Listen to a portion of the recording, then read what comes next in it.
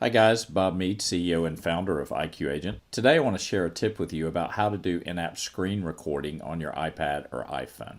First, we'll add a screen recording button to the iOS Control Center, and then we'll enable the microphone during screen recording so that we can also have audio. Then we'll record a video from within the iQagent app. And then I'll show you how to access and share your recorded video. So let's get started. On your device's desktop, press the Settings button. Then tap Control Center, Customize Controls.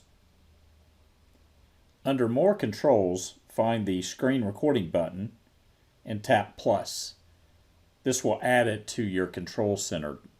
Then go back to your desktop. Now swipe down from the top right corner of your device to access your control menu. You will see the recording button there at the bottom. To enable audio for your on-screen recordings, do a long press or 3D press on the record button. You'll get a menu that will allow you to turn your microphone on. Tap the microphone. Now that the microphone is on, your screen recordings will contain audio. To do a screen recording from an app, simply swipe down from the top right corner. Then you'll access your control center and just tap your record button. You'll get a countdown from 3 and then recording will begin. To stop recording, just press the red recording button that is in the status bar. You can also do this from your control menu. Let's see what it looks like.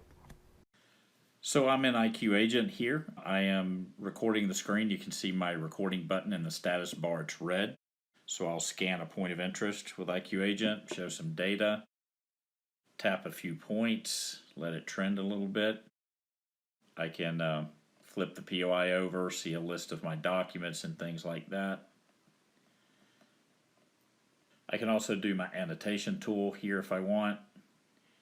Maybe drop some text somewhere.